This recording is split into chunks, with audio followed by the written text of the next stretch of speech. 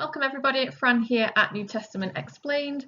We have reached video 6 out of 8, and again all of these videos are passages from the Gospel of Luke, and what we are looking at when we are reading and analysing them is when did Luke think the kingdom of God was going to arrive and what was the kingdom of God going to be like.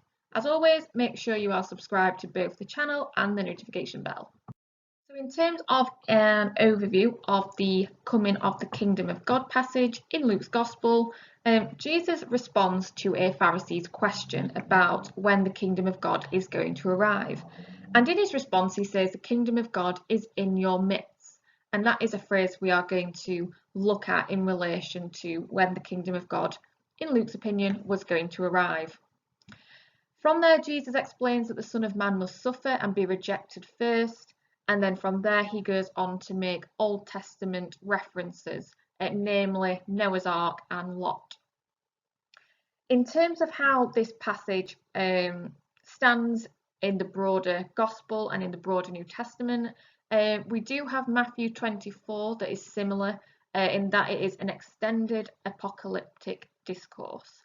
And form critics look at Luke's passage, the coming of the kingdom, and they think it was taken from an earlier collection of sayings about the kingdom of God, and that ultimately Luke didn't change this passage from that original collection. It's almost like he copy and pasted it into his gospel. Right, so as always, this passage is broken down into smaller chunks. The Pharisees ask Jesus about the kingdom of God and when it's going to arrive, and as part of Jesus's reply, he says the kingdom of God is in your midst. Now, this could be interpreted in different ways.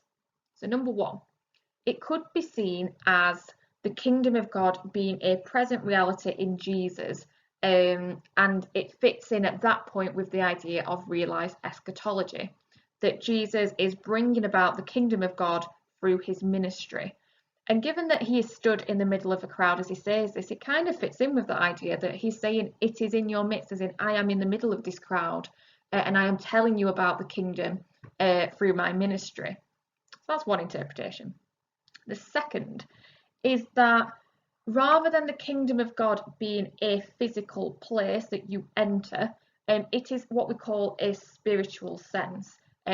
So it is something you enter spiritually. It's a state of being as opposed to a physical place. So in your midst could be a reference to the spiritual nature of the kingdom of God.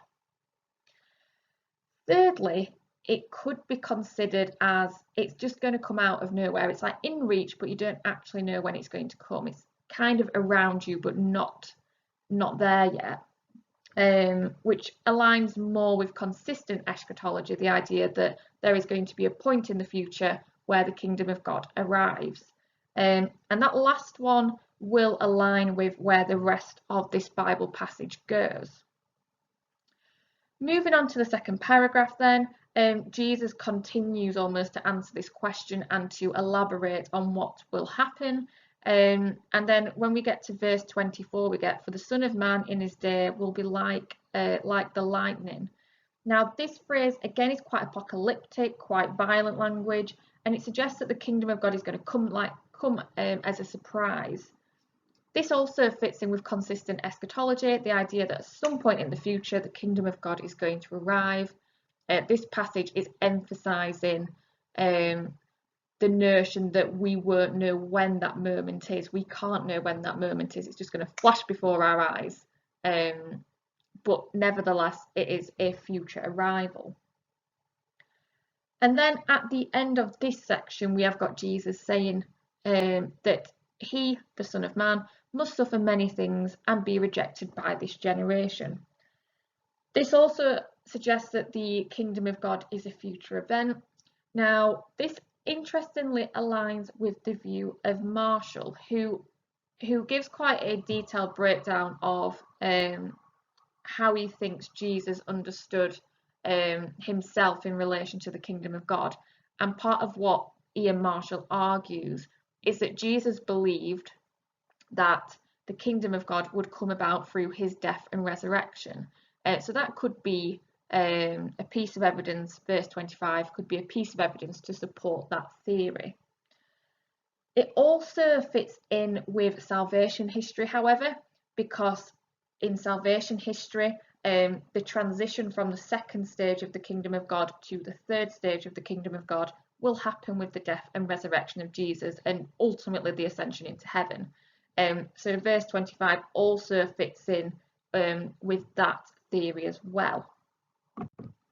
Additionally, what you could say in relation to salvation history is that there's quite an emphasis on not knowing when the kingdom of God will arrive, and what that ultimately means in relation to Hans Conzelmann's theory is that Luke is trying to tell his reader it's not coming in imminently, you don't know when it's going to happen, so you should just carry on living as if it could happen at any moment, but ultimately we don't know when it's going to come. The Parousia is currently delayed, but because we don't know when it's coming, we just need to keep living as though it could happen at any minute. This then is the final part of this Bible passage, and the first two paragraphs, so from verse 26 to 29, look at Old Testament passages to make points about the kingdom of God. So in the case of Noah, we get the event whereby the flood came and destroyed everybody apart from those on the ark. And then in the story of Lot, we get the event of Sodom being destroyed by God. So these are birth apocalypses, and they are birth events that strike very suddenly. And therefore, one would argue that the point that is trying to be made here is that the kingdom of God, like in the case of Noah and like in the case of Lot, is just going to come about suddenly. It's going to be a future event that we can't anticipate, but it will just come out of the blue. And therefore, these two Old Testament references do align with consistent eschatology, the idea that the kingdom of God will arrive in the future, and these references are just telling us what it will be like.